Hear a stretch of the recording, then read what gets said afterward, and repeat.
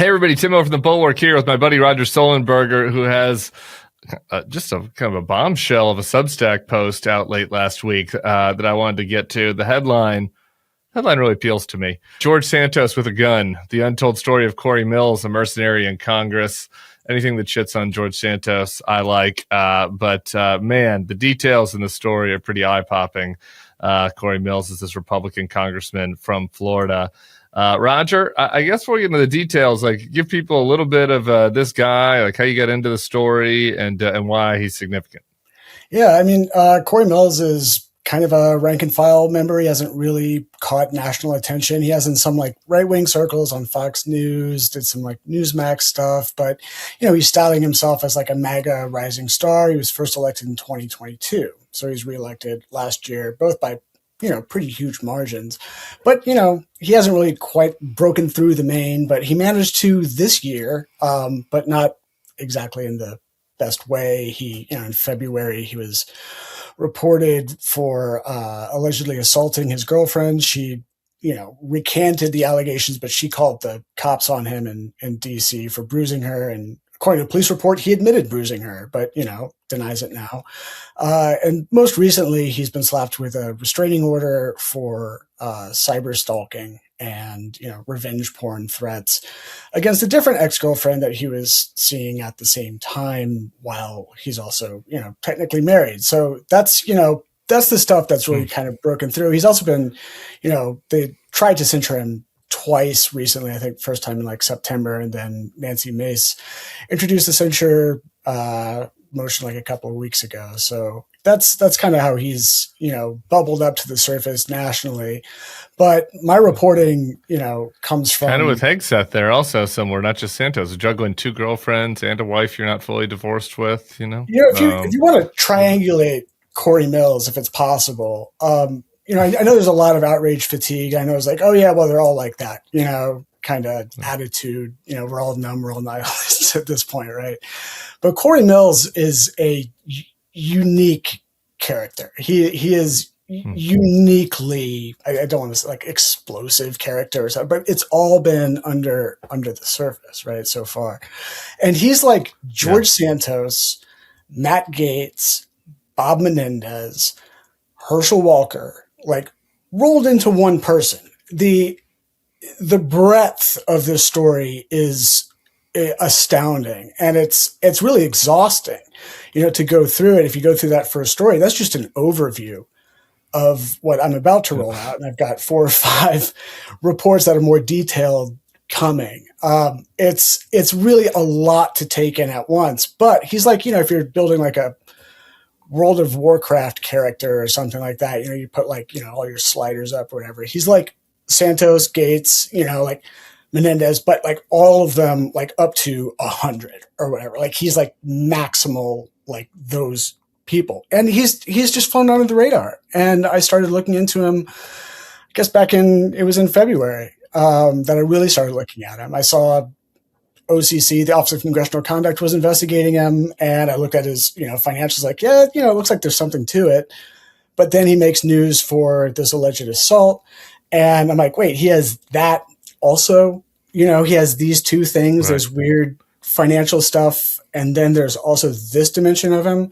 And once I started turning the rocks over, it's like there's a rock under every rock, and then there's like a rock under that rock, and it just kept going and going and going. And so here we are like 9-10 months later, and hundreds of sources and thousands of pages, and it's really an exhausting enterprise. Bulwark Takes is sponsored by Calm. There's a lot out there telling us how to be better, be a better parent, a better partner, a better worker, better version of yourself. It's honestly exhausting. When I need to hit pause and reset, Calm is the tool I reach to release that stress and find a space to breathe, even on the busiest days. Calm is the #1 app for sleep and meditation, and it's here to help you feel better. If you're feeling like you could use some support navigating life's ups and downs, get the relief you need with Calm sessions. They include guided meditations to help you work through anxiety and stress and boost your focus, to build healthier habits, and to take better care of your physical health. Or sleep stories, sleep meditations, and calming music to help you drift off to restfulness. grounding exercises to help you reset and relax when you're feeling overwhelmed, and so much more. Calm has over 2 million 5-star reviews and can help you stress less, help you sleep more, help you live mindfully. Calm your mind, change your life. Calm has an exclusive offer just for listeners of our show. Get 40% off a Calm premium subscription at calm.com/bulwarktakes.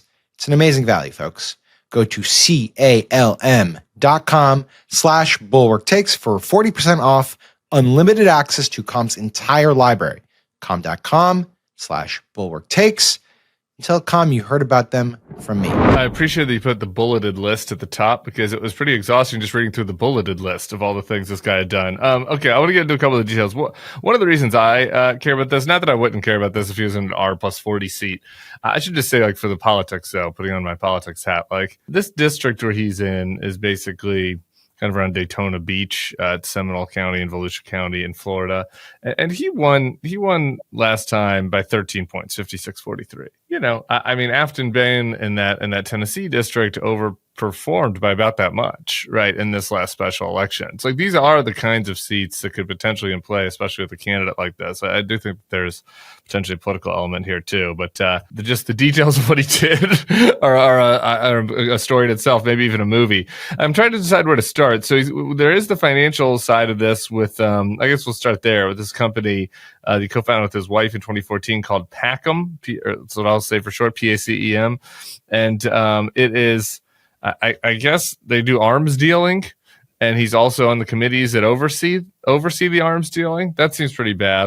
Talk to us about what we know about this company. Yeah, like give George Santos an international weapons company. You know, like that's what we're looking at. And then, you know, he's on House Foreign Affairs, right? And he's also on Armed Services. And on Foreign Affairs, he's the chair of the Subcommittee for Oversight and Intelligence, right? Which just so happens to exercise jurisdiction over State Department activity, right? Which is how his company exports weapons. It's through State Department. Like, he has direct oversight of his own industry, of his own company. Somehow he's selling weapons it's not like the traditional, like, okay, so you have Ukraine aid, and we all understand sort of what that means, right? The taxpayer backed money. And then, like, it's federally funded with contracts with like Lockheed Martin or Raytheon or whatever, and export is like billions and billions of dollars. His company sells through what's called commercial direct or direct commercial sales. And they are a lot less transparent. It's really actually pretty hard. The dollar amounts are smaller, but he's been shipping weapons overseas, or his company has, while he still owns it, while he's in Congress. And some of those weapons have gone to Ukraine, and he is very much against Ukraine aid, you know, very outspoken, says Ukraine is corrupt. It's a corrupt government. You know, we shouldn't be using taxpayer money to do this. Well, it just so happens that if we cut the federal aid to Ukraine, that opens up a lane for businesses like his, right, which do these private sales. So it actually tilts the playing field more towards his company to, you know, pull Ukraine. It might sound like he's taking a moral position on this, you know, against his own financial interest, but it really does, like, help his company. And he's been doing this, you know, since 2023, right? He started, you know, when he joined Congress, his company was already doing this. And as far as I can tell, like, there's no way that he can actually, you know, distance himself financially from these sales. And part of that is because the company is in such massive debt. It's in massive. I was going to say, so yeah, you would think this would be a lucrative industry, arms sales, but you have here on the bullet, the company owes $66 million. Yeah. Stop paying workers. At the same time, Mills has been spending lavishly on himself. Yeah, they're in foreclosure right now.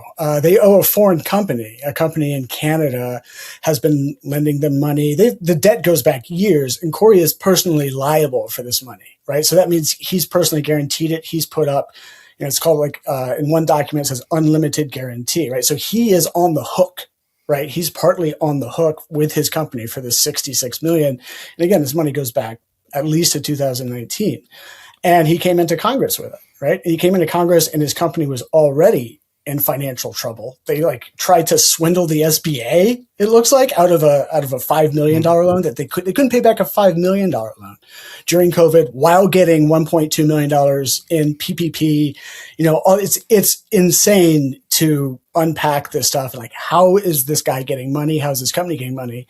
But the operative part here is that he's never disclosed this debt on his financial disclosure forms, right? And, you know, typically you don't if it's a business debt, but if you're personally liable for it, you have to disclose it, right? You have to say, hey, I'm a member of Congress.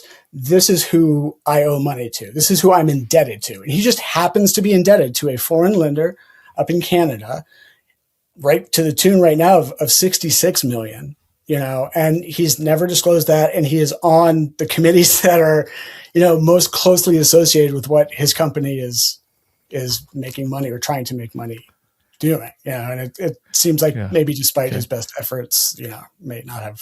So we've got the arms dealing. And then, as you mentioned, he has had some issues in his personal life with women, to say the least. I'm going to go through a couple of them. You wrote this story a while back, but about Mills. I mean, I guess this one that first catches my eye, which is he takes a covert Afghanistan mission while he's in Congress, doing some exfil work, which I support in general. But during that mission, he hired prostitutes in Afghanistan while he was in Congress on a covert exfil operation that turned also into a sex mission, I guess. Sex mission. So like this is how he sort of like broke through the national conversation, right? On the right specifically. He was in the primary at this point. You know, his district had been redistricted, right? Stephanie Murphy was there. It was a D district and opened up to be like what you were saying, you know, R+12 or whatever, R+17, I think was his first victory, right? And so he's like, I'm going to seize on this and run for Congress. By the way, before this, like Cory had never talked about he never expressed any interest in like not just public office, but just politics generally. According to my reporting, according to sources who have known him for years, it was kind of a shock to them that he ran for Congress to begin with. It lines up with the loans. You know, go figure. But he had this opportunity from Ronnie Jackson, who, you know, said, hey, I've got this constituent who is in Afghanistan. This is August 2021. The withdrawal is happening and we need to get her out. So Cory joins up with this team of like experienced, like seasoned, like tacticians and special ops guys, like, you know, the real deal. And Cory, he was in the Army. He drove an ambulance in Iraq. He was a medic. He has wildly overstated his military record, and he presents himself like he's, Eric Prince or like Ethan Hunt or Jack Ryan, like that's how he tries to come across in these, public appearances and interviews. And he's like, I'm some like special ops guy. So he's attached to this like team of real veterans, and they fly in and they get redirected to Tbilisi, Georgia. They get waved off the landing in Afghanistan. And while they're there, they're in a hotel staging this operation. And Cory's just hiring prostitutes like every night, according to my sourcing, my reporting is like, and it really freaked them out because, these are guys who are flying into this place like really jacked up on adrenaline. And these are very serious people. And, at the time, they were actually really concerned about like, hey, like, this mission, we don't know how long it's going to take. We don't know how hairy it's going to get. And, ones I talked to were like, we were actually prepared for like firefights and really preparing ourselves perhaps to get killed somewhere down the line. They didn't know how long they would be doing this. And Cory's just off, like on another planet. And he and his buddy are doing this, and it really, it puts them off. But also like one of them was speaking Russian. Like Georgia has its own language, right? It's a former Soviet bloc, but one of these women was speaking Russian, according to my sourcing. And that was a huge red flag, like, we're going into Afghanistan, a former like a Soviet protectorate, and like, this is a covert mission. And it was just incredibly reckless and endangered, potentially, could have endangered the lives of people he was with. But he goes on Fox News and becomes like a Fox News hero at the time because he's bashing Biden's State Department. They messed all this up. They weren't there. This woman tried to get help from them and, they wouldn't do anything. And I've got FOIA records that have emails that are saying like, we've been reaching out to her, and she says she wants to wait on Cory Mills, like specifically, and the way it's been presented to me with my sourcing is like, this was a huge just PR stunt. And it was so successful though. He's tried to replicate it also, like while he's in office. He's tried to do rescues in Israel, Haiti. He flew helicopters into North Carolina. Like, he's really trying to present himself as much a member of the special forces as like a member of Congress, except it doesn't really seem to be the full story. It seems like the Russian prostitutes every night does go against something else about him, which is that he's a secret Muslim. He, I guess, converted to Islam in 2014 when he married his current wife and didn't tell anybody. Doesn't talk about that. Well, the operative word there is like right? Is he like now? Is he a Muslim? I don't know. From my reporting, it seems like Cory is like nothing. That he doesn't actually have. Did his friends, the people you talked to, the ones that you talked to, said that he didn't have any interest in politics before? Like, what did they say about that? Like his ex-wife and that marriage? Like, was it real or? So, like he's running as a Republican, right? Like a MAGA Republican. And this is why this whole thing is relevant, because, a lot like George Santos, actually, like George Santos, like his story is actually pretty interesting, like without the embellishment, right? Like it's weird and nuanced. And like, if he can like, carve some weird little lane in there, like, it's like, oh, that's weird and interesting. And like, maybe I should like just, and he did the stealing from the old ladies and, and I mean, like there's stuff and there's other, right. I'm just saying like the biography, right. And like the biography of Cory Mills is pretty interesting on its own, but he denies so much of it, and he did convert to Islam in 2014 for this marriage. His wife, they're divorcing now. They're still married, but divorcing. His wife was an Iraqi refugee. She actually helped the U.S. during the Operation Iraqi Freedom. She's a translator there for the DOD and State Department. And, she came over to the United States. They met up in D.C. And for the wedding, she wanted a religious wedding. And in order to do that, he had to convert to Islam. And the wedding was held at this really like hardline mosque that's, it's relevant because this is an issue that's politically like a third rail for Republicans. This mosque, the mosque was Anwar al-Awlaki's mosque. And the 9/11 hijackers attended that mosque. And the Fort Hood shooter has a connection to this mosque. And the mufti who married them was like allegedly a fundraiser for Hamas and alleged to be a co-conspirator in the 1993 World Trade Center bombing, and they got married. I don't know if, how much Mills actually took on of the faith itself, whether he was, really practicing or into Seems it. Like not the sexual mores. At first blush, it's like, is this Homeland, right? Is this Homeland season 1? But my reporting seems to, it's not quite like that, but he has denied it, right? He can't, I think politically it shows like he can't run as a MAGA Republican in that district and get through a primary if he's honest about that. It seems to be like some sort of, it's a political confession there. But yeah, he openly denies it, and he claims to be, both a, Protestant and Catholic affiliations at the same time. So, okay. Well, we barely scratched the surface of this, but I think we've given people a taste. We have a MAGA Republican congressman here who is, embellishing his record as a liar, as an arms dealer, while doing supposed oversight over his industry, has some sexual harassment and assault allegations, sleeping with Russian hookers on a covert trip to Afghanistan, and also may or may not be a secret Muslim who was married in Anwar al-Awlaki's mosque rather.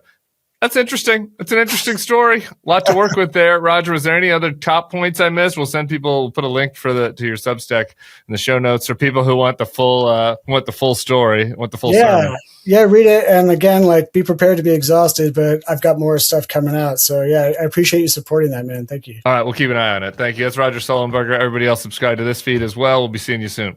Thanks, man.